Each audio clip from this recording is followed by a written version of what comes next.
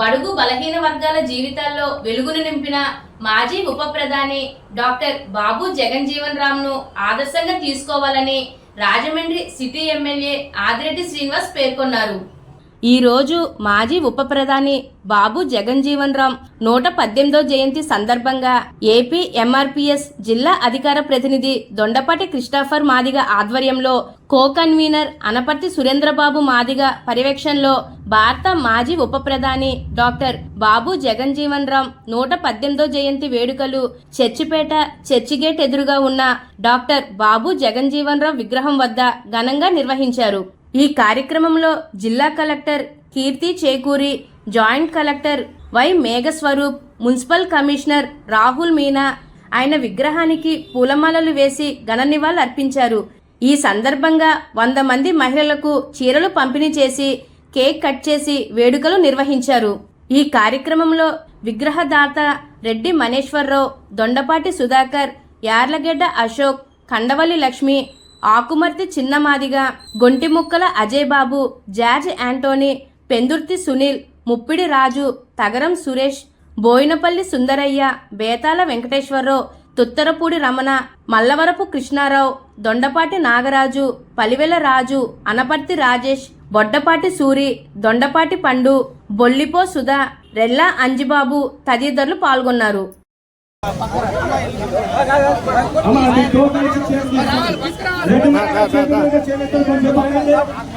సుధాకర్ గారు చేతులుగా చేయమని చెప్తారు. కొండబాబు గారు అలాగే 30 రాజు గారు 30 రాజు గారు మొత్తం అన్ని గారు ఎంపీ గారు పోయినప్పుడు సుందరి గారు చిరంజీవి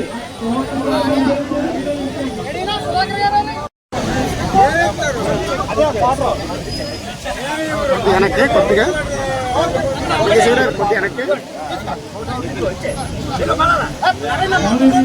చిన్న చెప్తాను. మణిగారు ఇవ్వండి, మణిగారు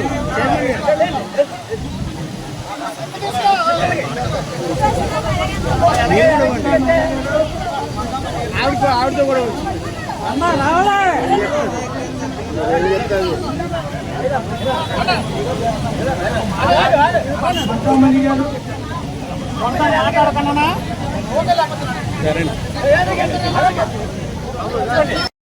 పడిపోయింది.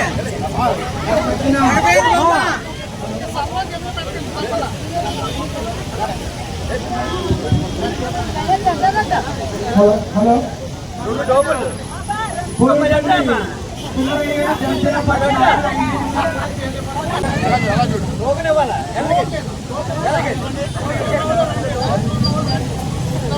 ముప్పై రాజుగారు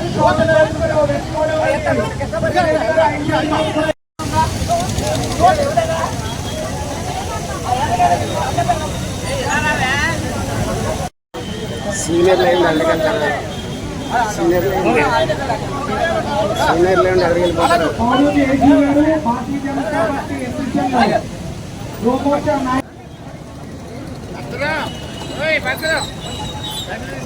అన్నేడు శ్రీనివాస్ గారండి, ఎంఆర్పీఎస్ సీనియర్ నాయకులు, ఆయన్ని కూడా ఇవ్వాల్సిందిగా కోరుతున్నాం అండి.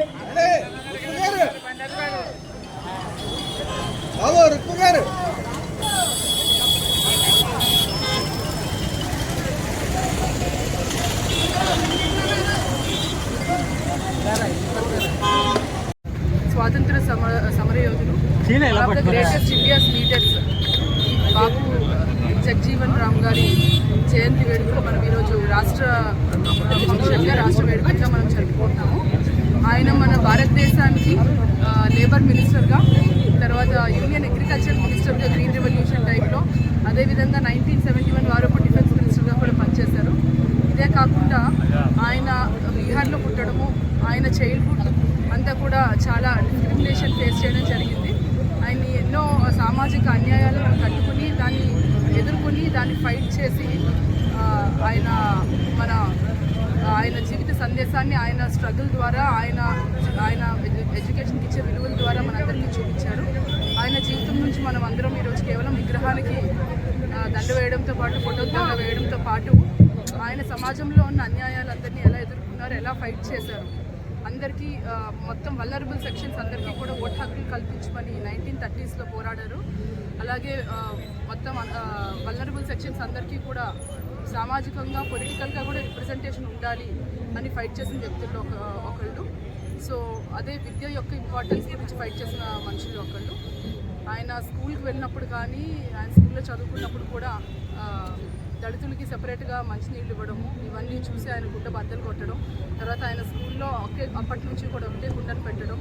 అలాగే టెంపుల్స్లో కానీ లేదంటే మన అప్పట్లో ఉన్న వెల్స్లో కానీ ఎక్కడైతే అసమానత్వాలు ఉన్నా అన్నింటి మీద పోరాడడం జరిగింది. ఆయన నుంచి మనం కూడా నేర్చుకుని మన సామాజికంగా మన వంతు ప్లాన్ మనం చేసుకుని మన ఎక్కడైతే ఈక్వాలిటీ లేని సందర్భాలు ఉన్నాయో అక్కడ మనం న్యాయం కోసం ఫైట్ చేయడం ఆయన నుంచి నేర్చుకోవాలి.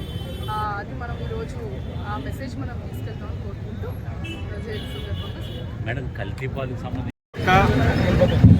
జయంతి వేడుకలు అధికారికంగా రాజమహేంద్రవరం సిటీలో నిర్వహించుకోవడం జరుగుతూ ఉంది. వాడవాడల అంగరంగ వైభవంగా చేసుకుంటా ఉన్నారు. ఇప్పుడే సుమారు 4-5 వార్డుల్లో అన్నీ కూడా కార్యక్రమాల్లో పాల్గొని రావడం జరిగింది. అధికారిక కార్యక్రమంలోని నాతో పాటు అధికారులు, మా కూటమి నాయకులు అందరూ కూడా, అలాగే బహుజనులు, మరి ముఖ్యంగా బలహీన వర్గాల యొక్క ప్రతినిధులు అందరూ కూడా పాల్గొనడం జరిగింది. ముఖ్యంగా ఒకటే, ఆయన యొక్క జీవితం మనందరికీ కూడా ఆదర్శం. సామాజికవేత్తగా, రాజకీయ నాయకుడిగా ఆయన జీవించిన విధానం కానీ ఆయన పోరాడిన విధానం కానీ మనందరికీ కూడా ఆదర్శప్రాయం.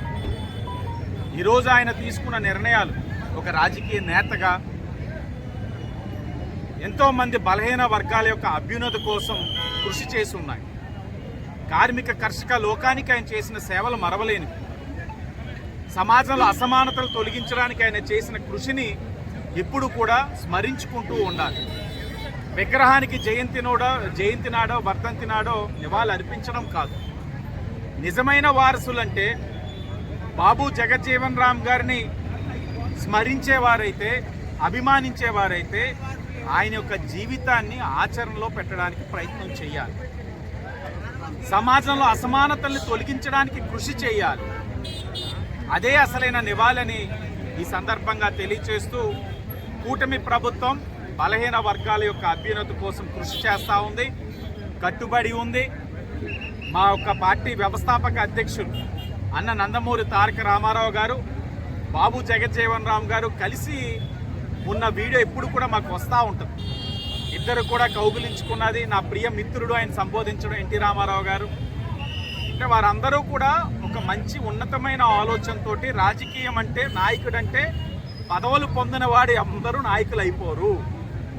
రాజకీయాల్లో పదవులు పొందిన ప్రతి ఒక్కరు నాయకులు అవ్వరు. ప్రజల యొక్క జీవితాల్లో మార్పు తీసుకురాగలిగిన వాడే నాయకుడు అవుతాడు.